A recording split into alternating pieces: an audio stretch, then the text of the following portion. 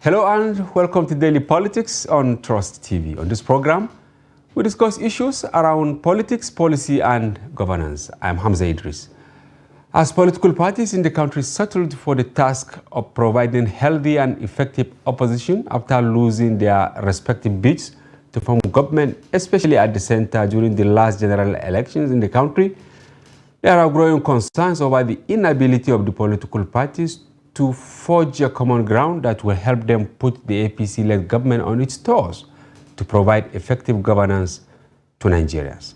While the political parties appear to be operating at parallel lines due to multiple challenges such as intra-party crises, lack of ideology and direction, influence of money politics, among others, political observers say it will be extremely difficult for the political parties to speak with one voice, let alone chart a way forward that could bring about a strong opposition ahead of the next general elections.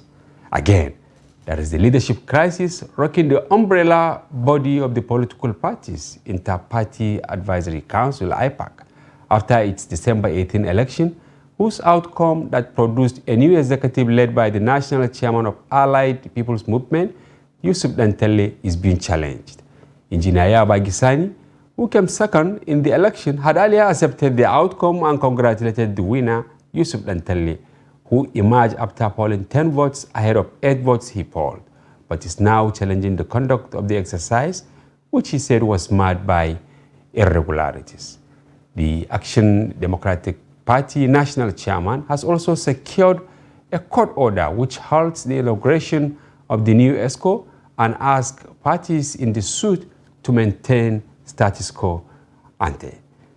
On Daily Politics tonight, we ask, what does the future hold for the opposition political parties in Nigeria in the face of growing concerns over one problem and the other, and the moves by the ruling APC to form a one-party state? And how can the umbrella party of political parties, IPAC, provides the needed direction towards a viable opposition with a divided house?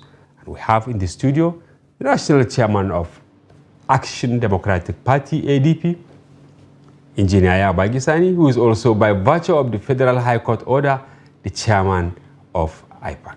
Thank you for joining us in the studio, Engineer. Thank you, Hamza, and Happy New Year. Yes, and we'll take a short break, and when we return, the conversation commences. Don't go away.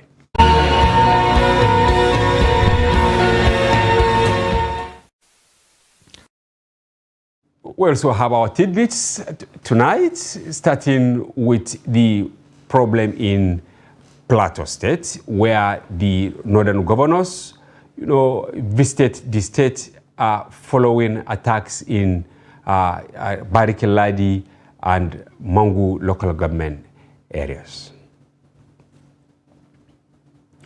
Also, a chieftain of the People's Democratic Party, Daniel Bwala, said President Bola Tinubu will spend 8 years in office as president if opposition parties fail to form a coalition ahead of the 2027 general elections. Bwala, who stated this during a television interview in Abuja, revealed that there will be a coalition of political parties that will be very strong in the country, which, according to him, is coming to swallow some of the elements that are creating the problems in the previous political parties.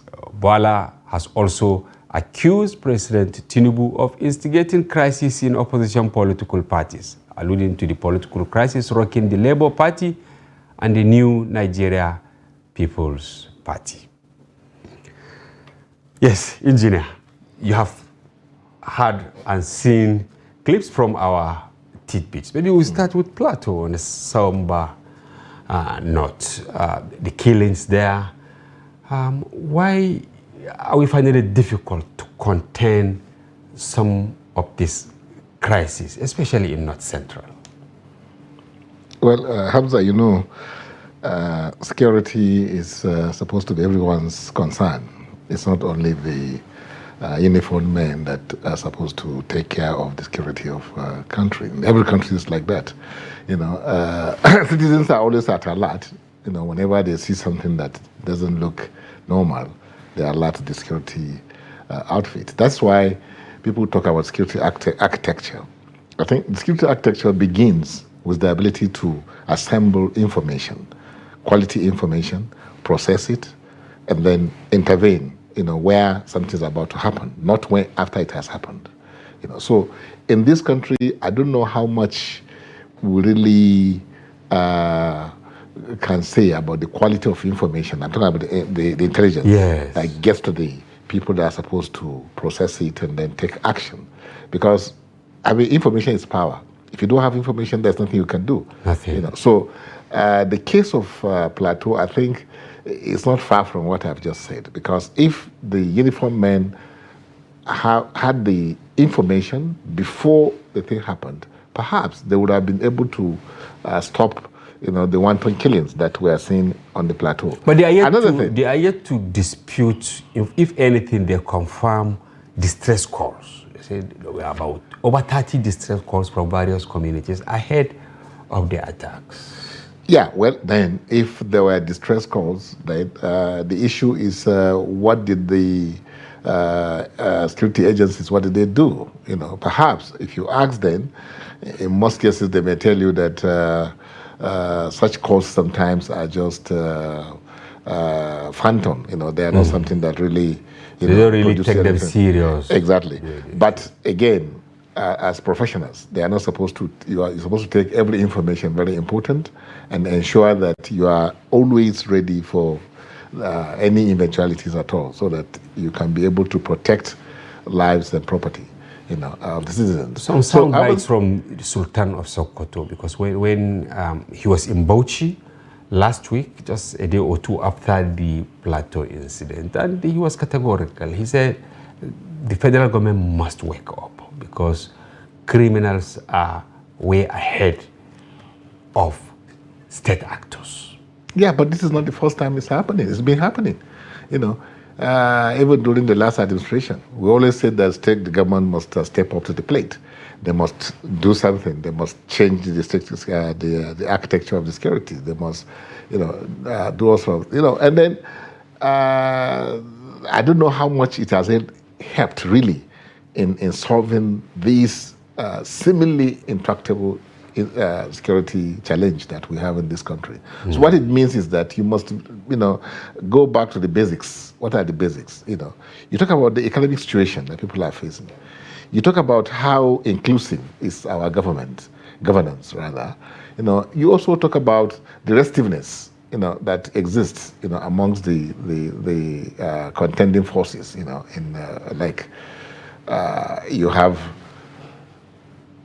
face issues, communal issues, like I said, land, economic issues, water. Exactly. So these things are there. So, and if you just ignore them, they manifest themselves in this kind of ways, and then you'll be asking yourself questions that where is it coming from? And that is where is it coming that was from? the lead of our paper today, because the North Central governors, led by Nasarawa State Governor Sule, they asked Plateau State Governor and then President Tinubu to actually unravel the root cause. But certainly, you have said it. It's about empowerment. Yes. It's about inclusivity. Exactly. So as leader of IPAC, yes, what will you advise? Because we have similar issues, in the same Nasarawa, we have it in Benue, of course, they manifest themselves in different ways. Even your state, Niger, is facing the same problem. But we have a template. We have a template in Benue, which I think, to a very large extent is working. What is that template? Otom, before he left, he put together the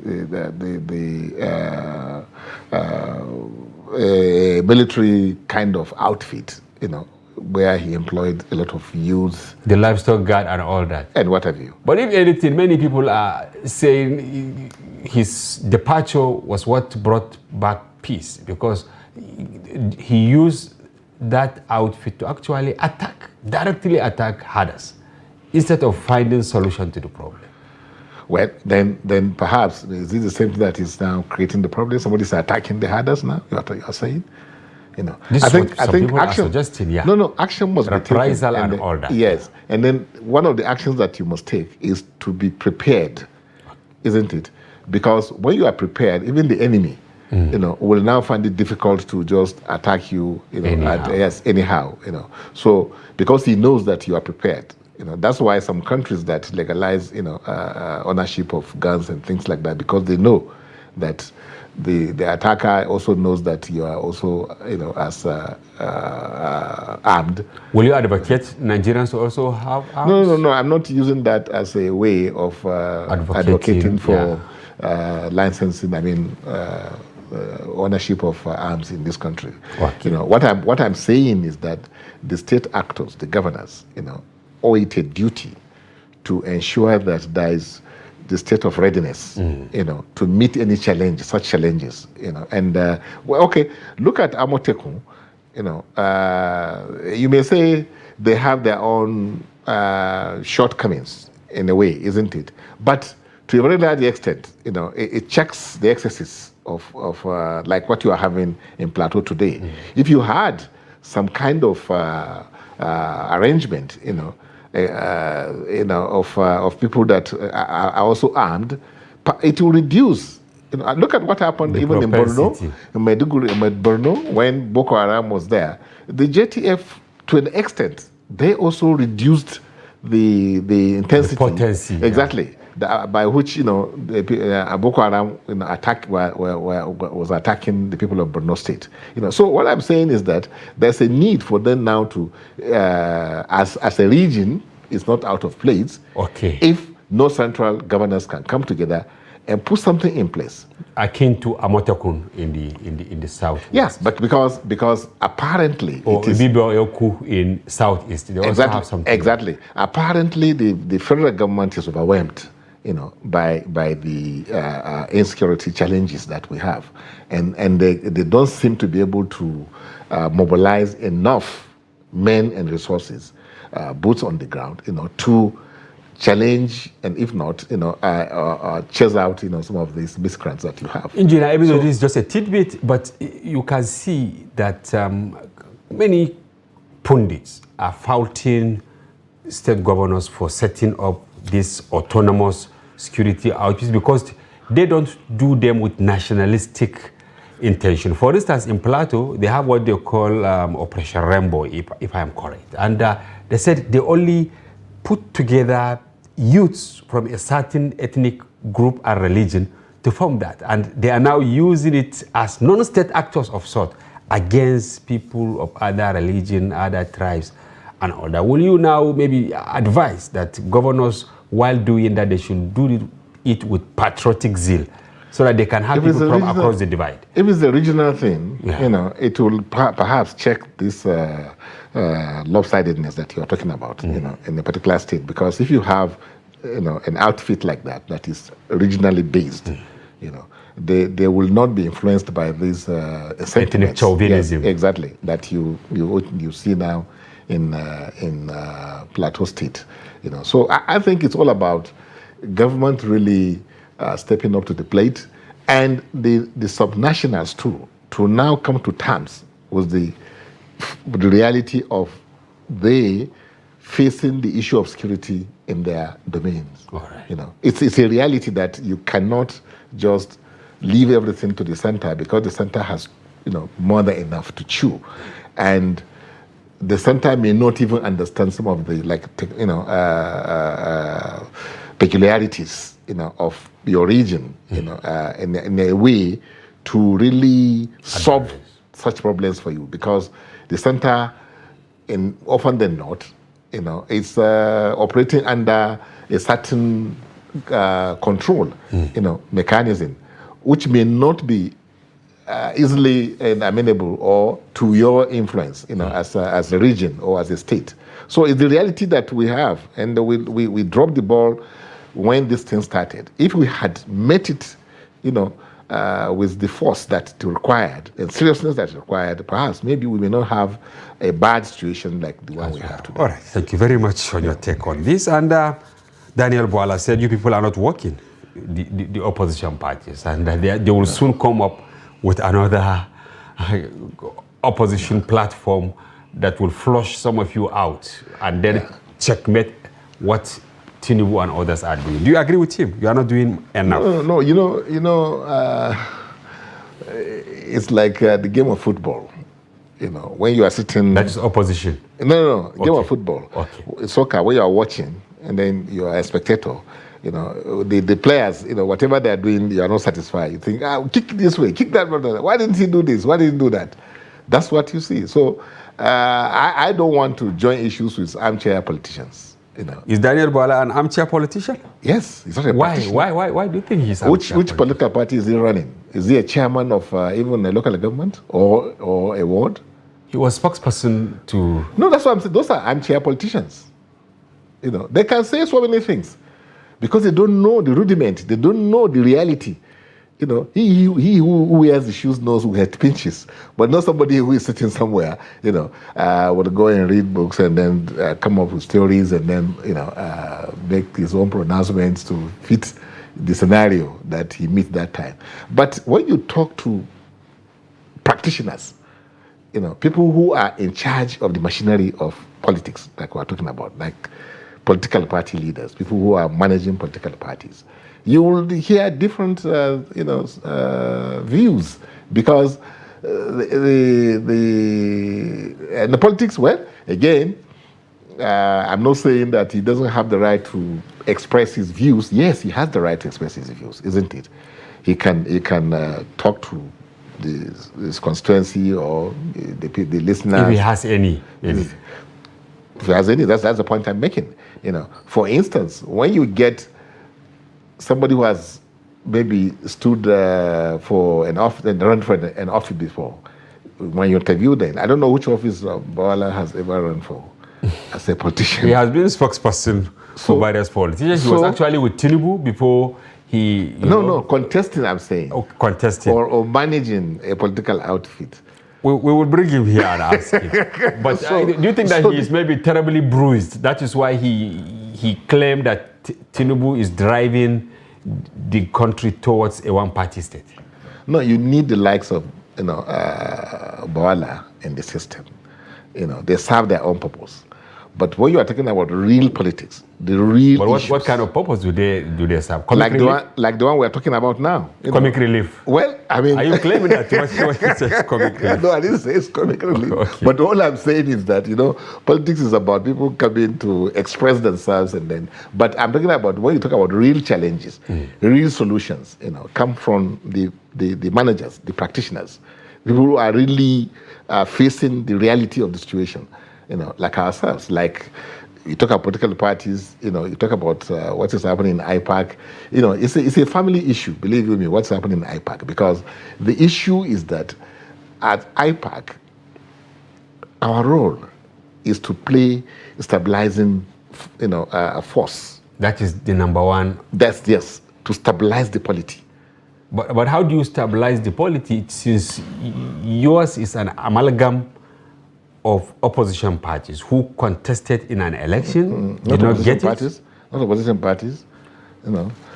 IPAC is APC, PDP, ABGA, Labour. But the expectation is that once there is a ruling party, yes, you to some extent detach yourself, not to vilify it, but to actually look at what that ruling party is doing with cautious optimism. Is that correct?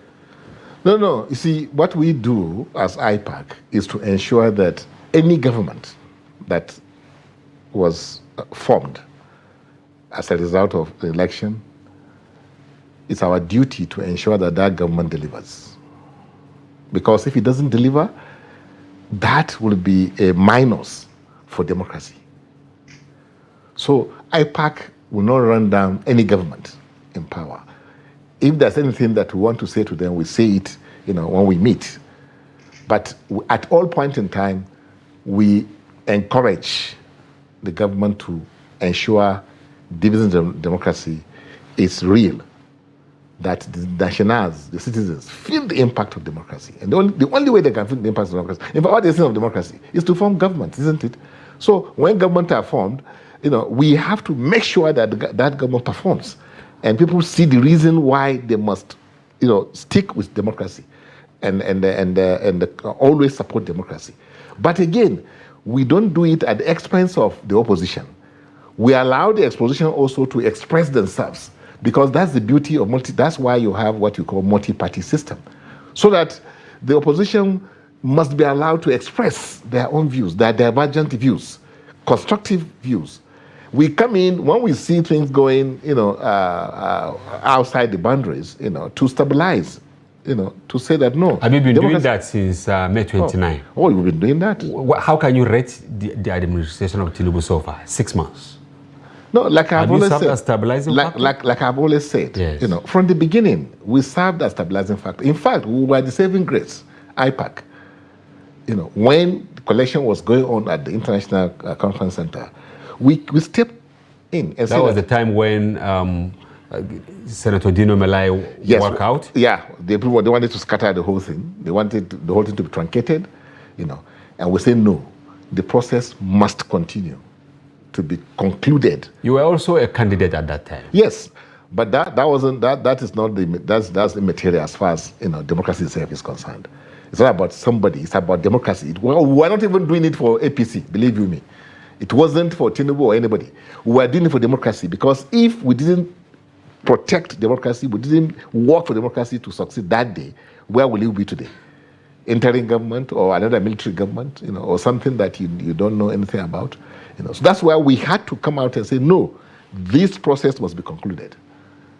And then let's take it after the end of the process, because it's a constitutional process, isn't it? It has made provisions for everything. If you don't agree, it made provision for you to seek redress, which they did in any case.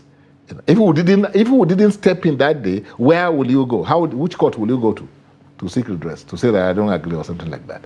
And who knows what will happen?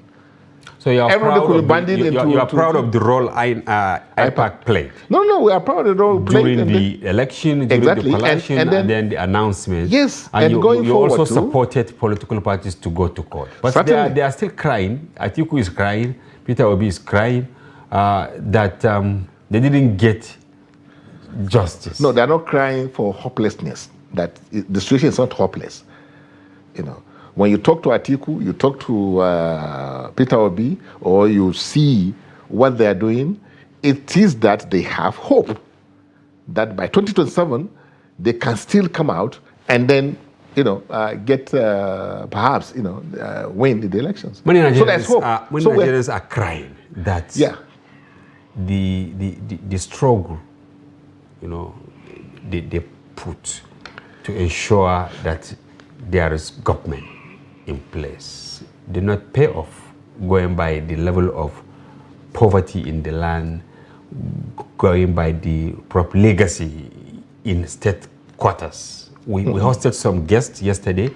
They're talking about, in the National Assembly, they budgeted 3 billion for car porch in the Senate wing, another 3 billion in the House of Reps side for car porch, then 4 billion for recreation facility in the National Assembly. It's like you supported politicians to actually grab power at the detriment of the poor.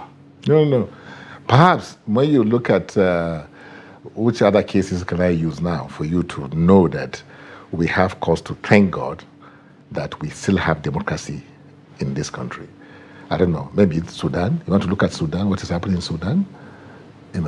Would you want Nigeria to be reduced to that kind of situation? Some believe that what is happening in Sudan is just in the open. But in terms of the level of poverty, some Nigerians don't even eat once between May and now. And there are people who had like 1 million naira capital. It has been wiped out by inflation. People who had maybe 1 billion, like in Kantinkwari market now, when you ask them, they have maybe less than 200 million. Inflation has wiped out. We have not had you talking to government. No, we have been. We've been talking to the government. We've been talking to government. Nocturnally? Even openly, we've been talking to them. The fact of the matter is that we realize and accept the need for hard decisions to be taken. Because every country you see today that is strong had gone through these pains that Nigeria is going through today. All developed democracies. All. There's no a single one. There's no fast and easy way to eat. No fast way. We have to go through these pains, before we can become strong as a nation. So this is why. But all that people are saying, they talk about palliatives and all these things, which I agree. And if you listen to Mr. President, his 2024 speech, the New Year speech, it's also something that I believe elicits, some kind of hope in Nigerians. But some of us are not completely happy with what Mr. President said. You know why we are not happy? Take the issue of the fuel subsidy removal, isn't it? Before the removal of this subsidy, which everybody agrees should be removed. Why did we agree it should be removed? Money was going to some private pockets. It wasn't serving the purpose. It wasn't, the motorists that are supposed to enjoy the subsidy we are far, far, far removed from it. So then the president came and announced that subsidy is gone. Okay, subsidy is gone. What about those that put us to where we are today? Why should they be left to smile into the bank to enjoy their loot? Why?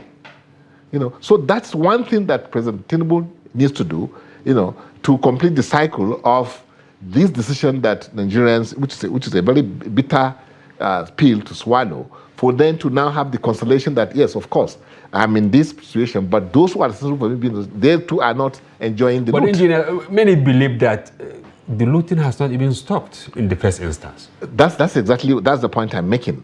That if you make example of those that you yourself, the entire nation, if all the candidates believe that subsidy must go, where are they saying subsidy must go?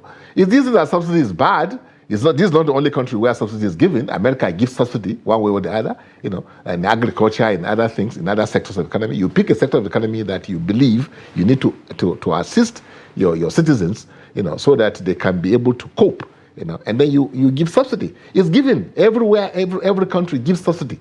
But the management of the subsidy is what matters. In our own case, it was managed in a manner that you would think that these people are army of occupation that came. But do you agree that they are worse off? Because there are some Nigerians who are saying Buhari should come back. Let Tinubu take Nigeria back to Buhari era. They said the same thing. They are buying less than 200. You know the consolation here? You know the consolation here? No. My consolation, and I believe if you look at it critically, you also agree with me, is that the man we have today, on seat as the president of this country, personifies the solution to the problem of this country. How? Okay. But this is the man that went to COP28 with 1,144 Nigerians. Of course, the government claimed only 400 plus. Yeah. Were paid for. I'll tell you why I say he personifies the solution. He is a full-fledged Democrat. He was a governor of a state, one of the most important states in this country that has been turned around. The economy has been turned around. He was a senator. He's a successful businessman also. So he has been in the private sector. He made the success of the private sector where he is. He made a success of the public sector when he operates there. So now these two experiences, I believe, will serve him, and will help, will come handy. Engineer, some people watching us now will believe in what Daniel Bwala said, that Tinubu is actually turning the opposition and its leadership into... No. What I'm talking about, I've told you what I needed him to do, which he hasn't done, isn't it? And I've also said... I've shouted. I said, I hope we are not making the same mistake that we made during Buhari's administration. Buhari came from a constituency. I was supposed to solve this intractable insecurity problem that we're facing today. Because it's a part of that constituency, he was not able to take some hard decisions that he should have taken at the time he needed to take those decisions. So that's why we're where we are today. Today, President Tinubu is he's from the private sector. We're talking about how to turn around our economy, isn't it? Yeah. So he has the experience. He's from that constituency. I hope it's not because he belongs to that constituency that he's not able to take hard decisions that he will take at the time he needed to take those decisions. All right. Thank you. So I couldn't have been more critical than what I've said because it's a reality. But the fact of the matter is that he possesses the knowledge, the experience that the but country needs. Maybe now, something is playing out. Probably he's in the same constituency with people from outside government, but part of, his group elsewhere, and that is why maybe he's not taking some decisions to actually curtail their excesses. But he will. I'm definitely. I can assure you. All right, thank you, engineer. We'll take a short break. Viewers, don't go away. We'll be back shortly.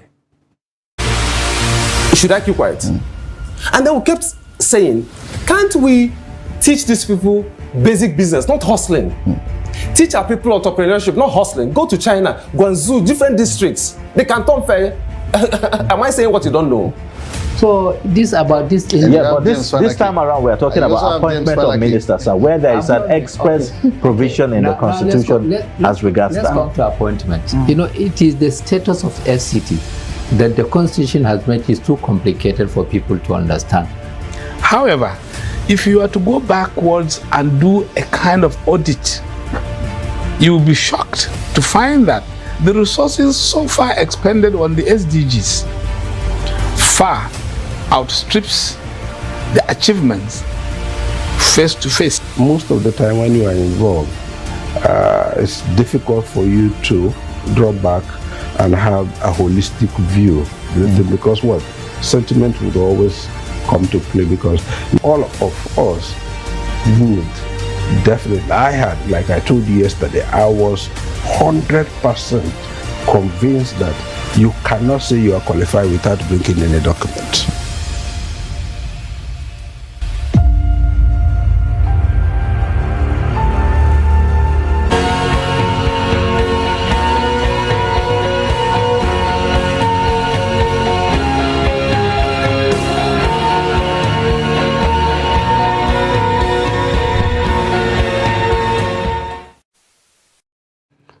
Welcome back. If you are just joining, this is Daily Politics on Trust TV. Do well to follow the conversation across our social platforms on Facebook, Instagram, and watch us live on YouTube.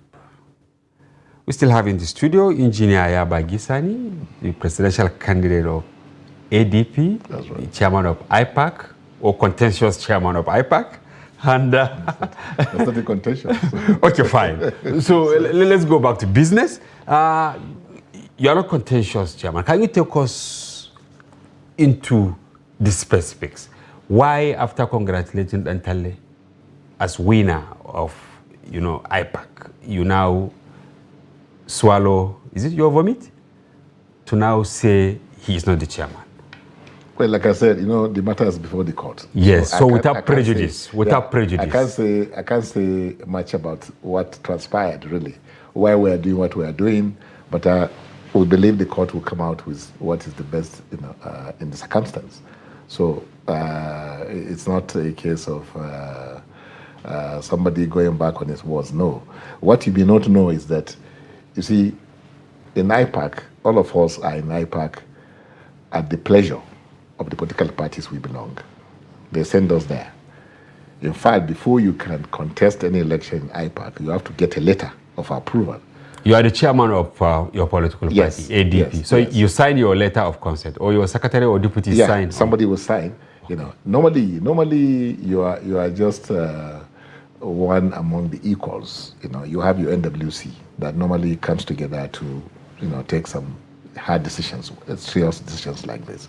So your party will send you there, and they will agree that you should contest elections. So regardless of what may happen, the party can take a different dimension, take a different position on the issue. We have a similar case in IPAC in 2021 when I came on board. There was a gentleman that won the position of National Public Secretary of the party. Of IPAC.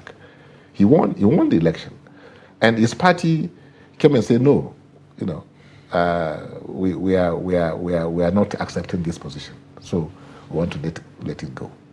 So he has to go. He has to go. It's not that he didn't win. So in my own case, the party says no.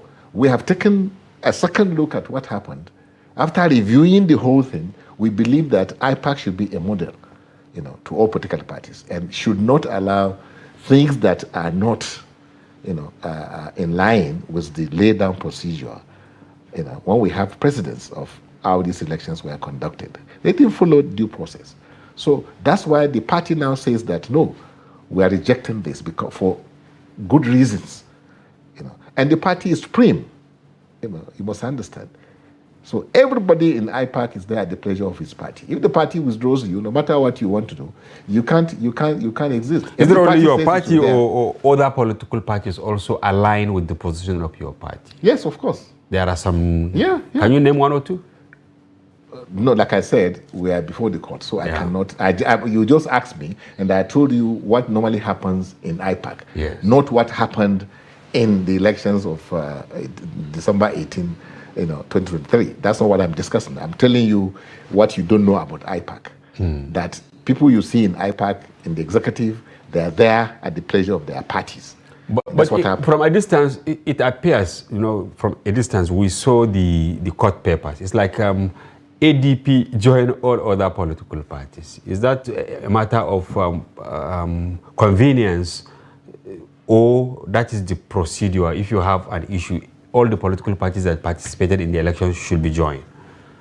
Well, I don't know. That's to the lawyers. I don't know why they did what they did, but they must have their own reasons why they did what they did. I don't want to discuss that case. Because without but why we brought you is because we'll be receiving calls that you're supposed to actually live by example as chairman of IPAC. Maybe you should have behaved like George Weah in Liberia or Jonathan, in 2015. When, despite some infractions, of course, PDP that time believed that Jonathan had some strong cases to go to court. But he overruled the political party and said, no, I am a Democrat, let Buhari take over. Why you didn't do that? Well, like I said, it's before the court, so I can't say anything about that. You had a smooth sail for years as IPAC chairman, but towards the end of your first term, it appears you had some tumultuous pathways. For instance, I read somewhere that some people in Kano actually took you to court, you as national chairman of IPAC, for substituting the names of some people and then telling INEC that those people were dead, whereas they were not dead. Later, they resurrected of sort and they dragged you to court. But I don't live in Kano. Okay, so I'm in Abuja, so how do I? Meaning you don't have hand in that. Maybe somebody did it in Kano. I'm sure. I mean, it's obvious. I mean, if I'm sitting in Abuja here, how will I know who's dead or who's alive in Kano?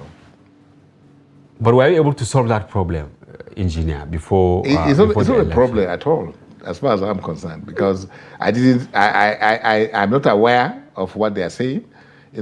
The only thing that I'm aware of is, like you are saying now, that somebody said, they say he's dead, he's not dead. Yes, and if they even tendered death certificate at INEC. Which was they said was procured in Kano, isn't it?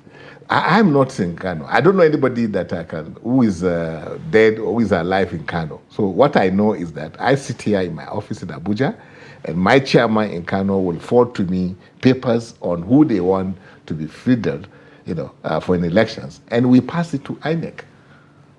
So I don't go to Kano or to Port Harcourt or to Lagos or to Oyo or anything to now go and procure those papers and say, okay, this man is dead, this one is alive, this one wants to change. No. The chairmen in those states are our chairmen, and we believe them, whatever they tell us. So perhaps if you say the man is in FCT, perhaps you say I live in FCT too. So I should know the person.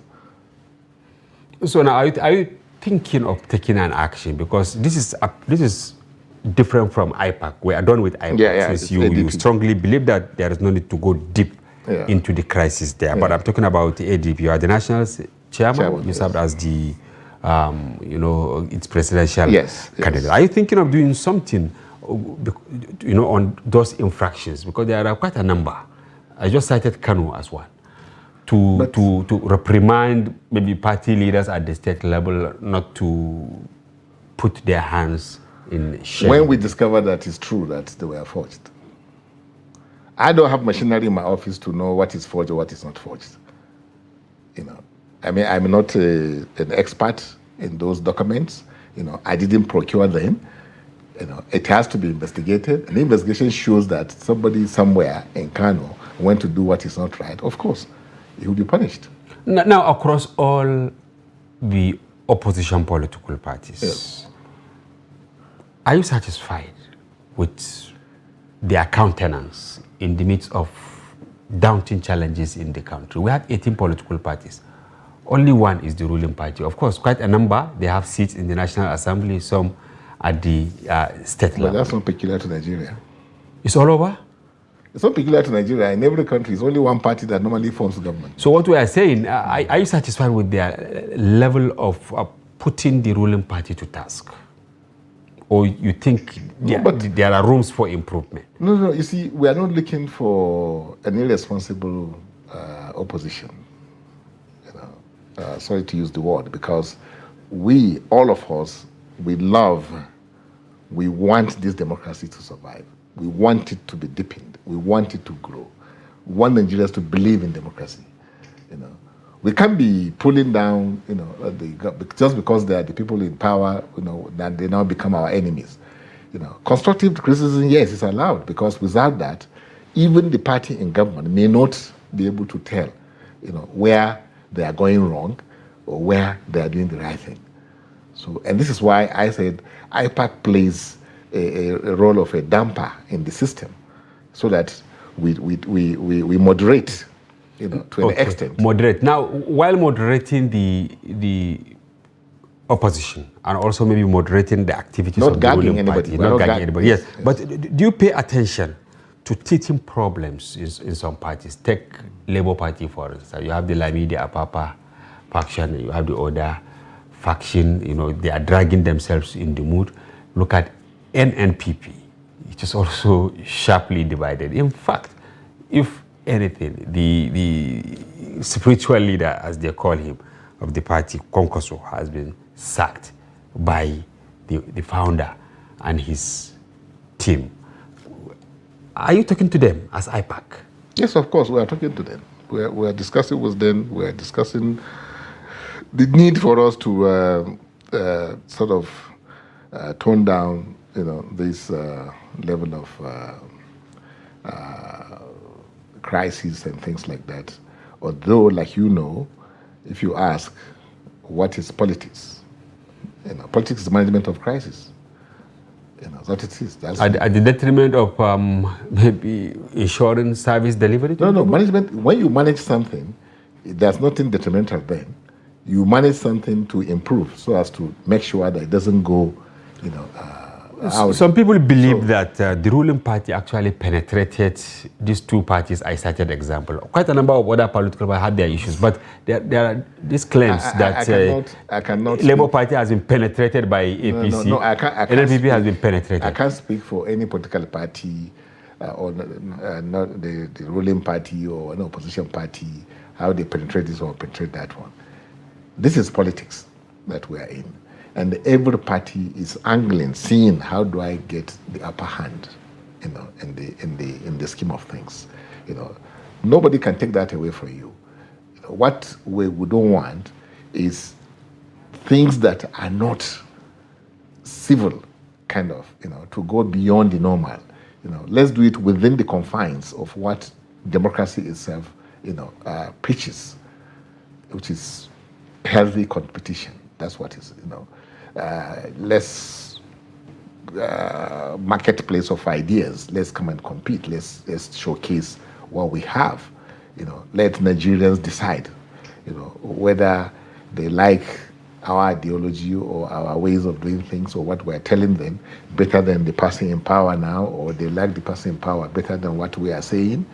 You are free to express yourself. You are free to canvass for votes. You are free to do anything that. And you can only push for that if you have a strong front. I mean, you come together as one strong opposition without prejudice to your individual identity. Exactly. Are you pushing for that as IPAC chairman? So that these political parties, you have one room. I mean, even if it is. No, we have ADR in IPAC. Alternative dispute resolution mechanism. Committee. We have that. We also have disciplinary committee. We have strategic committee. These are very, very important standing committees in IPAC, aside from the EXCO members that you have. And the work of these people is to intervene where there are intra or inter-party crises, because it's a fact of life in politics. As you are solving one crisis today, another one will raise its head. Today, tomorrow. So it's never finished. That is the work, of a politician, especially if you are managing political parties, because everybody is there's competition, for limited resources, and that's why you have crisis, and that's why you have bodies like IPAC to step in, moderate, ensure that everybody is given its fair chance, to win, because that's the aim of forming a political party, is for you to win elections, and then so the kind of crisis that you see, believe you me, there's still one family. One family, but looking at the deluge of litigations that trailed party primaries before the election and then post-election crisis, INEC is actually sick because it has been joined in hundreds of litigations. And then even our courts, our judges are complaining that they don't even have room to attend to, other civil and criminal issues. They are just... And what does that tell you? There is a problem. So what are you doing to... Where is that is where I want to know now. Is it the problem with the political parties, and what are you doing going forward ahead of 2027 to call political parties to order? There's no problem with INEC. There's no problem with political parties.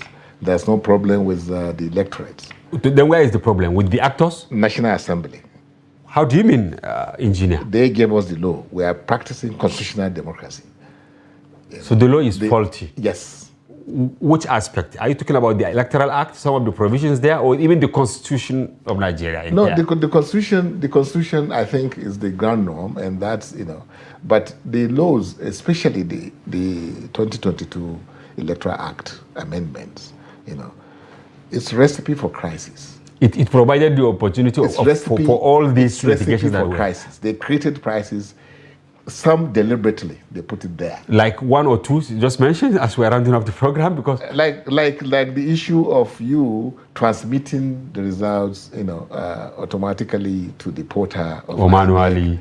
They were never clear as to what they want INEC to do. Neither there nor here. Nor here. And we are coming from the manual process, isn't it? So they left the manual process there where it matters. Collation is where it matters. That if at all you are going to bring in any improvement, you should have concentrated on the collation, just like you concentrated on introducing beavers, which is a game changer.